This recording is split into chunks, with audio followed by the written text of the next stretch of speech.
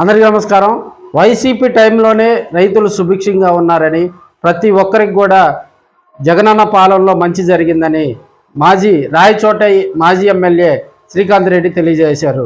ఈరోజు ఎర్రగొండపాలెం వచ్చిన ఆయన అక్కడ ఎడ్ల బల ప్రదర్శనను అక్కడ చూసిన అనంతరం కూడా ఆయన మాట్లాడటం జరిగింది. రైతులు బాగుండాలన్నా రైతు ప్రభుత్వంగా కూడా జగన్మోహన్ రెడ్డి గారు 2019 నుంచి 2024 వరకు కూడా రైతులకు సుభిక్షమైనటువంటి పాలన అందించారని గుర్తు చేశారు.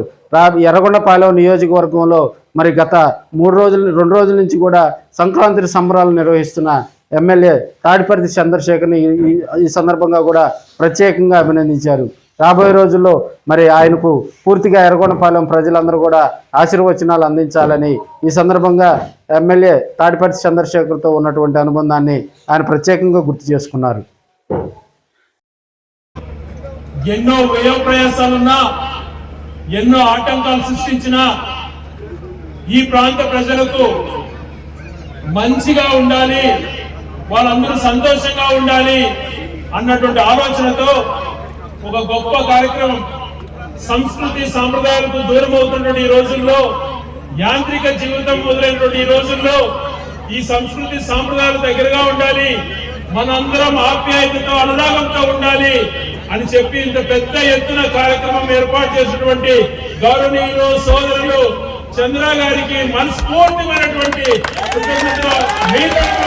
తెలియజేస్తున్నా.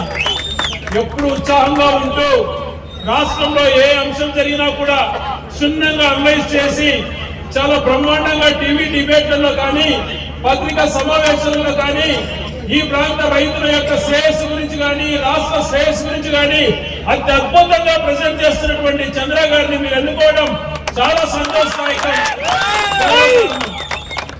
అదే రకంగా ఈ కార్యక్రమాన్ని మమ్మల్ని అందరినీ రాష్ట్ర వ్యాప్తంగా పూర్తిగా వైఎస్ఆర్సీపీ నాయకులందరినీ కూడా ఎప్పటి నుంచి ఎర్రగొండపాలెం చూడాలనుకున్నాడు మాకందరికీ కూడా ఈ ప్రాంతాన్ని చూపించినందుకు కృతజ్ఞతలు తెలియజేస్తూ, అలాగే ముఖ్య అతిథులుగా ఈ రోజు ఇచ్చేసినటువంటి గౌరవనీయులు పెద్దలు కాకాని గోవర్ధన్ రెడ్డి గాని, సతీష్ రెడ్డి గాని, చుండూరు రవి గారు గాని మేమందరం ఈ సాయంత్రం మీతో పాలు పంచుకోవడం చాలా సంతోషంగా ఉంది.